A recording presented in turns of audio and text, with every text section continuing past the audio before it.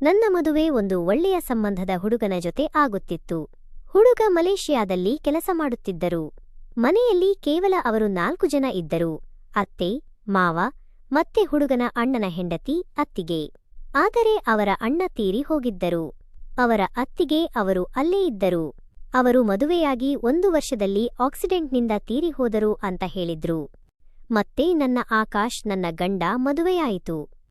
ಆಗ ನನಗೆ ನನ್ನ ಗಂಡ ಆಕಾಶ್ ಜೊತೆ ಸಮಯ ಕಳೆದಿದ್ದು ತುಂಬಾ ಚೆನ್ನಾಗಿದೆ ಅಂತ ಅನ್ನಿಸ್ತಾ ಇತ್ತು. ಯಾಕಂದ್ರೆ ಅವರು ನನ್ನನ್ನ ಅಷ್ಟು ಚೆನ್ನಾಗಿ ನೋಡಿಕೊಳ್ಳುತ್ತಿದ್ರು.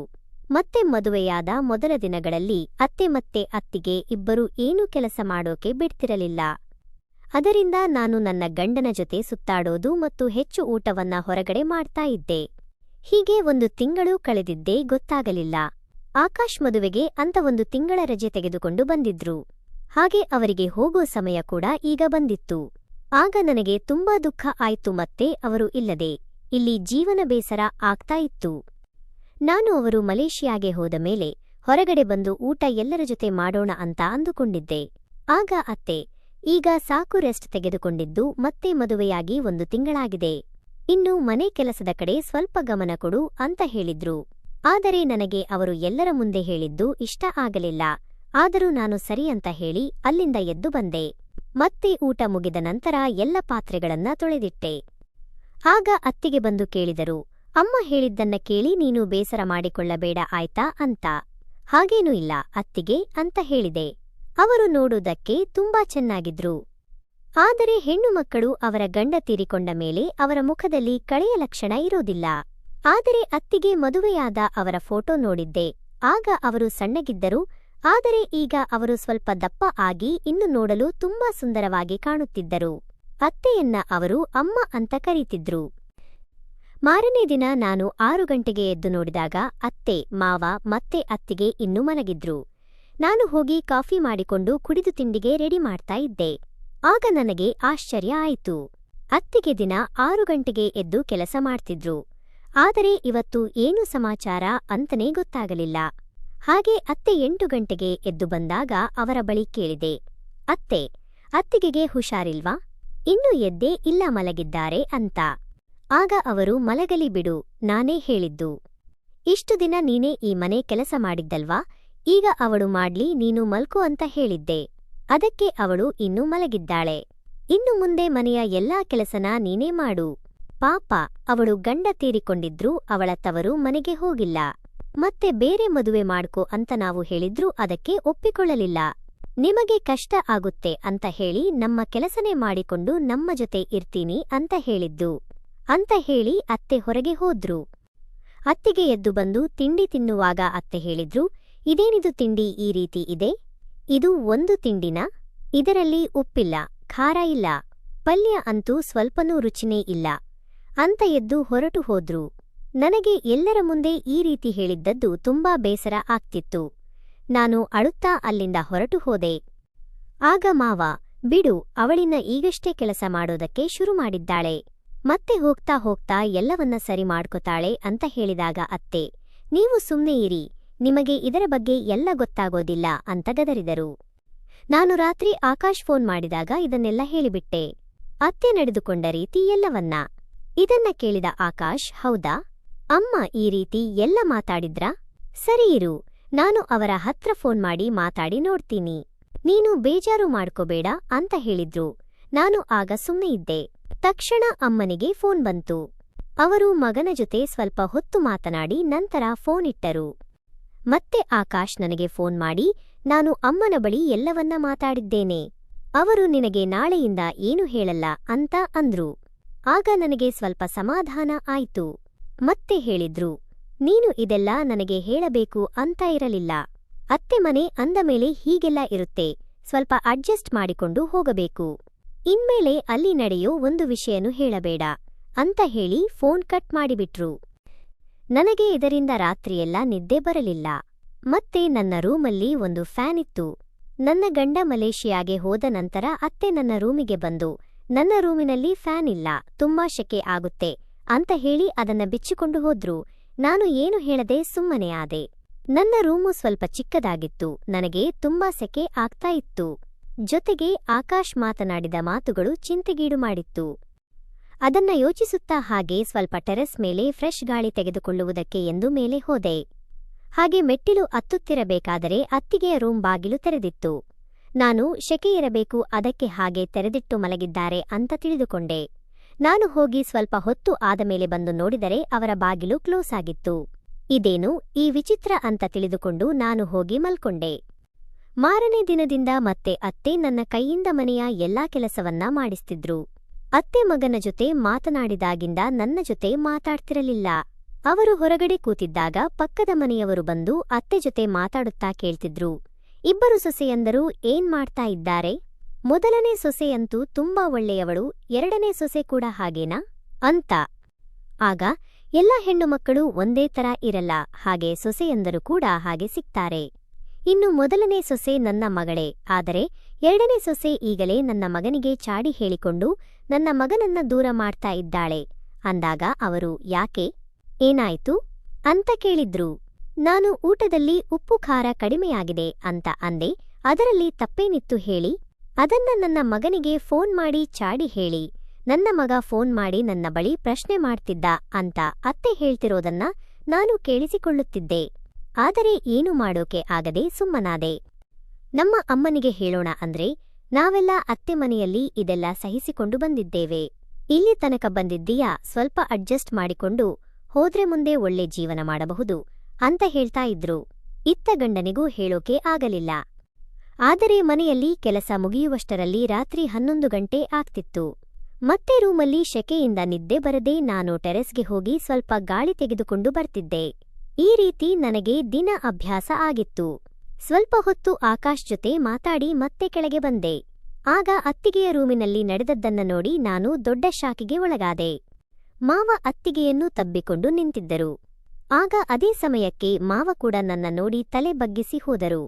ಆಗ ನಾನು ಮಾವ ಇಷ್ಟು ಹೊತ್ತಿನಲ್ಲಿ ಅತ್ತಿಗೆ ರೂಮ್ನಲ್ಲಿ ಏನು ಮಾಡ್ತಿದ್ರು, ಏನೂ ಇದೆ ಅಂತ ಅಂದುಕೊಂಡು ಹೋದೆ. ಮಾರನೇ ದಿನ ಬೇಕು ಅಂತ ಕರೆಕ್ಟಾಗಿ ಮಧ್ಯರಾತ್ರಿ 1:15ಕ್ಕೆ ಎದ್ದು ಟೆರೆಸ್ಗೆ ಹೋದೆ. ಅಲ್ಲಿ ಅತ್ತಿಗೆ ರೂಮ್ ಬಾಗಿಲು ಹಾಕಿತ್ತು. ನಾನು ನಿಧಾನವಾಗಿ ಬಾಗಿಲ ಬಳಿ ಕಿವಿ ಕೊಟ್ಟು ಕೇಳಿಸಿಕೊಂಡೆ. ನನಗೆ ಅಲ್ಲಿ ಕೇಳಿಸಿಕೊಂಡ ಮಾತು ಕೇಳಿ ಗಾಬರಿಯಾಯಿತು. ಮಾವ ಅತ್ತಿಗೆ ಹತ್ರ ನಿನ್ನೆ ನಾನು ನೋಡಿದ್ದನ್ನ ಹೇಳ್ತಾ ಇದ್ರು. ಮತ್ತೆ ಇವಳು ನಮ್ಮ ದಾರಿಗೆ ಅಡ್ಡ ಬರ್ತಾ ಇದ್ದಾಳೆ ಅಂತ ಹೇಳ್ತಿದ್ರು. ನಾನು ಇದನ್ನ ಈಗಲೇ ಅತ್ತೆಗೆ ತೋರಿಸಬೇಕು ಅಂತ ಹೋಗಿ ಇಬ್ಬಿಸಿದೆ. ಆದರೆ ಅತ್ತೆ ಎದ್ದೇಳ್ತಾನೇ ಇರಲಿಲ್ಲ. ಮತ್ತೆ ಹೋಗಿ ನಾನು ಮಲಕೊಂಡೆ. ಈ ವಿಷಯನ ಆಕಾಶ್ ಹತ್ರ ಹೇಳಿದೆ. ಅವನು, ನೀನು ಇಷ್ಟು ದಿನ ನನ್ನ ಅಮ್ಮನ ಹಿಂದೆ ಬಿದ್ದಿದ್ದೆ, ಆದರೆ ಈಗ ಅಪ್ಪ ಮತ್ತೆ ಅತ್ತಿಗೆ ಹಿಂದೆ ಅದು ಇಷ್ಟು ಕೆಟ್ಟದಾಗಿ ಅಂತ ಹೇಳಿ ಅವರು ಫೋನನ್ನ ಕಟ್ ಮಾಡಿಬಿಟ್ರು. ಈಗ ಆಕಾಶ್ಗೆ ಸ್ವಲ್ಪ ದಿನಗಳ ಮಟ್ಟಿಗೆ ರಜೆ ಸಿಕ್ಕಿತ್ತು. ಅವರು ಮಲೇಷ್ಯಾಯಿಂದ ಕರ್ನಾಟಕಕ್ಕೆ ಬಂದಿದ್ರು. ಆದರೆ ನನ್ನ ಹತ್ತಿರ ಮಾತಾಡ್ತಾ ಇರಲಿಲ್ಲ. ಬಂದ ತಕ್ಷಣ ಅವರು ತನ್ನ ತಾಯಿಯ ಬಳಿ ಹೋದರು. ಆಗ ಅತ್ತೆ, ನಿನ್ನ ಹೆಂಡತಿ ಹೀಗೆ ಮಾಡಿದ್ಲು ಹಾಗೆ ಮಾಡಿದ್ಲು ಅಂತ ನನ್ನ ಮೇಲೆ ದೂರುಗಳನ್ನ ಹೇಳ್ತಿದ್ರು. ಆಗ ನನಗೆ ಯಾಕೋ ಇದು ಸರಿ ಹೋಗಲ್ಲ ಅಂತ ಹೇಳಿ ನನ್ನ ಗಂಡನ ಮುಂದೆ ಅತ್ತೆಯ ಬಳಿ ಕ್ಷಮೆ ಕೇಳಿದೆ. ಇನ್ನು ಮುಂದೆ ನಾನು ಈ ರೀತಿಯೆಲ್ಲ ನಡೆದುಕೊಳ್ಳುವುದಿಲ್ಲ ಅಂತ. ಆಗ ಅತ್ತೆ ನನ್ನನ್ನ ಕ್ಷಮಿಸಿದರೂ ಆಕಾಶ್ಗೂ ಕೋಪ ಹೊರಟು ಹೋಯಿತು. ಮತ್ತೆ ಯೋಚನೆ ಮಾಡಿದೆ. ಅತ್ತೆ ಯಾಕೆ ರಾತ್ರಿ ಎಷ್ಟು ಎಬ್ಬಿಸಿದರೂ ಎದ್ದೊಳೋದೇ ಇಲ್ಲ, ಅಷ್ಟು ಗಾಢ ನಿದ್ರೆಗೆ ಹೋಗಿರತಾರಾ ಅಂತ ಅನ್ಕೊಂಡು ಅತ್ತೆ ಇಲ್ಲದಾಗ ಅವರ ರೂಮನ್ನೆಲ್ಲ ಪೂರ್ತಿಯಾಗಿ ಹುಡುಕಿದೆ. ಆದರೆ ಅಲ್ಲಿ ಏನೂ ಅಂಥದ್ದು ಸಿಗಲಿಲ್ಲ.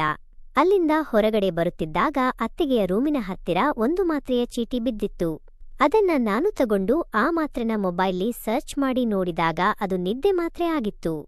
ನನಗೆ ಈಗ ಅನುಮಾನಗಳಿಗೆ ಉತ್ತರ ಸಿಕ್ಕಿತ್ತು. ಆದರೆ ಇವರಿಬ್ಬರ ಸತ್ಯವನ್ನ ಹೇಗಾದರೂ ಹೊರಗಡೆ ತರಬೇಕು ಅಂತ ನಾನು ಒಂದು ಉಪಾಯ ಮಾಡಿದೆ. ಮತ್ತೆ ನನ್ನ ಅಮ್ಮನಿಗೆ ಫೋನ್ ಮಾಡಿ ಎಲ್ಲ ವಿಷಯ ಹೇಳಿ ನಮ್ಮನ್ನೆಲ್ಲ ಊಟಕ್ಕೆ ಕರೆಯುವಂತೆ ಹೇಳಿದೆ. ಅಮ್ಮ ಕೂಡ ಹಾಗೆ ಮಾಡಿದ್ರು. ಆದರೆ ನನಗೆ ಗೊತ್ತಿತ್ತು ಅತ್ತಿಗೆ ನಮ್ಮ ಮನೆಗೆ ಊಟಕ್ಕೆ ಬರಲ್ಲ ಅಂತ. ಯಾಕಂದ್ರೆ ಅತ್ತಿಗೆ ಅವರ ಗಂಡ ತೀರಿಕೊಂಡಾಗಿನಿಂದ ಮನೆ ಬಿಟ್ಟು ಎಲ್ಲಿಗೂ ಹೋಗೋದಿಲ್ಲ ಅಂತ ನನಗೆ ಚೆನ್ನಾಗಿ ಗೊತ್ತಿತ್ತು. ಅದು ಕೂಡ ಹಾಗೆ ಆಯ್ತು. ಮತ್ತೆ ನಾವು ಅಮ್ಮನ ಮನೆಗೆ ಹೋದ್ವಿ. ಬೇಕು ಅಂತ ಊಟ ಲೇಟಾಗಿ ಬಡಿಸುವುದಕ್ಕೆ ಅಮ್ಮನಿಗೆ ಹೇಳಿದೆ. ಅಮ್ಮ ಕೂಡ ಹಾಗೆ ಮಾಡಿದ್ಲು. ಮತ್ತೆ ರಾತ್ರಿ ತಡ ಆಗಿದ್ದರಿಂದ ಅಮ್ಮ ಹೇಳಿದ್ಲು, ರಾತ್ರಿ ತುಂಬಾ ಲೇಟ್ ಆಗಿದೆ, ನೀವು ಇವತ್ತು ರಾತ್ರಿ ಇಲ್ಲಿ ಮಲ್ಕೊಳ್ಳಿ, ನಾಳೆ ಬೆಳಿಗ್ಗೆ ತಿಂಡಿ ತಿಂದು ಹೋಗಿ ಅಂತ ಹೇಳಿ ಅಲ್ಲಿ ತಲೆ ಇರಿಸಿಕೊಂಡರು. ಆದರೆ ಮಾವ ನಾನು ಹೋಗಲೇಬೇಕು ಅಂತ ಹೇಳಿ ಅವರು ಹಠ ಮಾಡಿ ಅವರ ಸ್ಕೂಟಿ ತೆಗೆದುಕೊಂಡು ಹೋಗ್ತಿದ್ರು. ಅತ್ತೆ ಕೂಡ ಹೋಗ್ತೀನಿ ಅಂತ ಅಂದ್ರು. ಆದರೆ ನಾನೇ ಅವರನ್ನ ನೀವು ಇಷ್ಟೊತ್ತಿನಲ್ಲಿ ಹೋದರೆ ಸರಿಯಾಗಲ್ಲ ಅಂತ ಹೇಳಿ ಇಲ್ಲೇ ಇರಿಸಿಕೊಂಡೆ. ಆಗ ಸಮಯ ರಾತ್ರಿ 2 ಗಂಟೆ. ನಾನು ಎಚ್ಚರಗೊಂಡು ಆಕಾಶನ್ನ ಇಬ್ಬಿಸಿದೆ ಮತ್ತು ಅವರಿಗೆ ಹೇಳಿದೆ, ನಿಮಗೆ ಇವತ್ತು ನಾನು ಹೇಳಿದ ಸತ್ಯ ತೋರಿಸಬೇಕು. ಈ ಸತ್ಯನ ಹೊರಗೆ ತರಬೇಕು, ಮತ್ತೆ ಅತ್ತೆಗೂ ಇದು ಗೊತ್ತಾಗಬೇಕು. ಈಗಲೇ ಮನೆಗೆ ಹೋಗೋಣ ಅಂತ ಹೇಳಿದೆ. ಆದರೆ ಅವರು ಮೊದಲಿಗೆ ಒಪ್ಪಿಕೊಂಡಿಲ್ಲ. ಇಷ್ಟೊತ್ತಿನಲ್ಲಿ ಏನು ನಿನ್ನ ಗಲಾಟೆ ಅಂತ ಅರಿಯಗಿದ್ರು. ನಂತರ ನಾನು ಹಠ ಮಾಡಿದಾಗ ಅತ್ತೆಯನ್ನ ಕರೆದುಕೊಂಡು ಅಮ್ಮನ ಮನೆಯಲ್ಲಿ ಇದ್ದ ಕಾರನ್ನ ತೆಗೆದುಕೊಂಡು ಹೋದ್ವಿ. ಆಗ ನನ್ನ ಗಂಡ ಹೋಗುತ್ತಿದ್ದಾಗ ಹೇಳಿದ್ರು, ಇದು ಒಂದು ವೇಳೆ ಸುಳ್ಳಾಗಿದ್ರೆ ನಾನು ನಿನಗೆ ಡೈವೋರ್ಸ್ ಕೊಡ್ತೀನಿ ಅಂತ. ಆಗ ನನಗೆ ಸ್ವಲ್ಪ ಗಾಬರಿ ಆಯಿತು, ಆದರೆ ನಾನು ಇದನ್ನ ಒಪ್ಪಿಕೊಂಡೆ. ಮತ್ತೆ ಮನೆಯ ಇನ್ನೊಂದು ಕೀ ನನ್ನ ಹತ್ತಿರ ಇತ್ತು. ನಾನು ಬರುವಾಗಲೇ ತೆಗೆದುಕೊಂಡು ಬಂದಿದ್ದೆ. ಹಾಗೆ ನಾವು ಮನೆಯೊಳಗೆ ಹೋಗಬೇಕಾದರೆ ಅವರಿಗೆ ಗೊತ್ತಾಗಬಾರದು ಅಂತ ಹೇಳಿದೆ. ಹಾಗೆ ನಿಧಾನವಾಗಿ ನಡೆದುಕೊಂಡು ಹೋದ್ವಿ. ಆಗ ಈ ಸಲ ಮಾವ ಅವರ ರೂಮಲ್ಲೇ ಇದ್ರು. ಅದನ್ನು ನೋಡಿ ನನಗೆ ಸ್ವಲ್ಪ ಗಾಬರಿ ಆಯಿತು, ಯಾಕಂದ್ರೆ ಮಾವನ ರೂಮಿನಲ್ಲಿ ಇದ್ರು. ಈಗ ನನ್ನ ಗಂಡ ನಾನು ಏನು ಹೇಳಿದ್ರು ನಂಬುದಿಲ್ಲ ಅಂತ ಹೆದರಿಕೆ ಆಯಿತು. ಆಗ ಮತ್ತೆ ಸ್ವಲ್ಪ ಮುಂದೆ ಹೋಗಿ ಅವರ ರೂಮಿನ ಕಿಟಕಿಯಿಂದ ಇಣಿಕಿ ನೋಡಿದಾಗ ಅತ್ತಿಗೆ ಮಾವನ ರೂಮಿನಲ್ಲಿ ಮಂಚದ ಮೇಲೆ ಮಲಗಿದ್ರು. ಇವತ್ತು ಅತ್ತೆ ಇಲ್ಲ ಅನ್ನೋ ಕಾರಣಕ್ಕೆ ಅತ್ತಿಗೆ ಅತ್ತೆಯ ರೂಮಿಗೆ ಬಂದಿದ್ರು. ನಾವು ಅವರ ಎದುರಿಗೆ ಹೋಗಿದ್ದನ್ನ ಕಂಡು ಅವರಿಬ್ಬರೂ ಬೆಚ್ಚಿಬಿದ್ರು. ಈಗ ಅವರು ನಮ್ಮ ಮುಂದೆ ಪ್ರತ್ಯಕ್ಷವಾಗಿ ಸಿಕ್ಕಿ ಹಾಕಿಕೊಂಡಿದ್ದರು. ಆಕಾಶ್ಗೆ ಅದನ್ನ ನೋಡಿ ತುಂಬಾ ಕೋಪ ಬಂತು. ತನ್ನ ಅಪ್ಪನಿಗೆ ಬಾಯಿಗೆ ಬಂದ ಹಾಗೆ ಬೈಯುತ್ತಿದ್ದರು. ಆಗ ಅತ್ತೆ, ಛೀ, ನಾನು ಗಂಡ ತೀರಿಕೊಂಡು ಎಷ್ಟು ನೋವು ಅನುಭವಿಸುತ್ತಿದ್ದಾಳೋ ಅಂತ ಹೇಳಿ ಅವಳಿಗೆ ಮತ್ತೊಂದು ಮದುವೆ ಮಾಡಿಕೋ ಅಂತ ಕೂಡ ಹೇಳಿದೆ. ಆದರೆ ಅವಳು ಇಲ್ಲ ಅತ್ತೆ, ನಾನು ಇಲ್ಲೇ ಇರ್ತೀನಿ ಅಂತ ಹೇಳಿದ್ಲು. ಅದನ್ನ ನೋಡಿ ನಾನು ಇವಳು ಎಷ್ಟು ಒಳ್ಳೆ ಹುಡುಗಿ ಅಂತ ಅಂದುಕೊಂಡಿದ್ದೆ. ಈಗ ನನ್ನ ಮನೆಯನ್ನೇ ಹಾಳು ಮಾಡುತ್ತಿದ್ದಾಳೆ, ತಂದೆ ಸಮಾನನಾದ ಮಾವನ ಜೊತೆ. ಥೂ ಅಂತ ಹೇಳಿ ಅಳುತ್ತಾ ಅತ್ತೆ ಮಾವನಿಗೆ ಕೆನ್ನೆಗೆ ರಪರಪ ಅಂತ ಹೊಡೆದು ತಲೆಯ ಮೇಲೆ ಕೈ ಹೊತ್ತು ಕುಸಿದು ಕುಳಿತರು. ಆಗ ಆಕಾಶ್, ನಿಮ್ಮನ್ನ ಅಪ್ಪ ಅಂತ ಕರೆಯೋದಕ್ಕೂ ನನಗೆ ನಾಚಿಕೆ ಆಗ್ತಿದೆ. ಈ ಕೆಲಸ ಯಾವಾಗಿನಿಂದ ನಡೀತಿದೆ ಹೇಳಿ ಅಂತ ಕೇಳಿದ್ರು. ಆಗ ಮಾವ, ಅದು ಅವಳ ಗಂಡ ತೀರಿಕೊಂಡ ಕೆಲ ದಿನಗಳ ನಂತರ ಶುರುವಾಗಿದ್ದು ಎಂದು ಹೇಳಿದರು. ಆದರೆ ಇವಳೇ ನನ್ನ ಹಿಂದೆ ಬಂದಿದ್ದು. ಆಗ ಇವಳು ವಿಧವೆ ಆದರೂ ಬೇರೆ ಮದುವೆ ಆಗಲಿ ಅಥವಾ ಅವಳು ಅವಳ ತವರು ಮನೆಗೆ ಹೋಗ್ತಾಳೆ ಅಂತ ಅಂದುಕೊಂಡಿದ್ದೆ. ಆದರೆ ಅವಳು ತವರು ಮನೆಗೂ ಹೋಗ್ತಿರಲಿಲ್ಲ. ಆದರೆ ಈ ವಿಷಯ ಇಲ್ಲಿವರೆಗೂ ಯಾರಿಗೂ ಗೊತ್ತಾಗಲಿಲ್ಲ. ಈಗ ಇದೆಲ್ಲ ನಡೆಯೋದಕ್ಕೆ ನಿನ್ನ ಹೆಂಡತಿನೇ ಕಾರಣ ಅಂತ ಇವಳನ್ನ ಹೇಗಾದರೂ ಮನೆಯಿಂದ ಹೊರಗಡೆ ಹಾಕಬೇಕು ಅಂತ ಅತ್ತೆ ಬಳಿ ಅವಳ ಮೇಲೆ ಇಲ್ಲಸಲ್ಲದ ಚಾಡಿಯನ್ನ ಹೇಳಿ ಅವರಿಬ್ಬರ ಮಧ್ಯೆ ಜಗಳ ತಂದು ಹಾಕಿದ. ಆದರೆ ಅಂತ ಹೇಳ್ತಿದ್ದಾಗ ಅತ್ತಿಗೆ ಕೆನ್ನೆಗೆ ಸರಿಯಾಗಿ ಬಾರಿಸಿದ್ರು. ಆಗ ಆಕಾಶ್ ಅವರನ್ನ ತಡೆದು, ಬಿಡಿ ಅಮ್ಮ, ನಾವು ಇನ್ನು ಇಂತಹ ಹೊಲಸು ಜಾಗದಲ್ಲಿ ಇರುವುದು ಬೇಡ ಅಂತ ಹೇಳಿ ನನ್ನ ಗಂಡ ನನ್ನ ಬಳಿ ಕ್ಷಮೆಯನ್ನ ಕೂಡ ಕೇಳಿದ್ರು. ನಾನು ನೀನು ಹೇಳುತ್ತಿರೋದು ಸುಳ್ಳು ಅಂತ ತಿಳಿದುಕೊಂಡೆ, ನಿನ್ನ ಮೇಲೆ ಕೂಗಾಡಿದೆ, ದಯವಿಟ್ಟು ನನ್ನ ಕ್ಷಮಿಸು ಅಂತ ಕೇಳಿದ್ರು.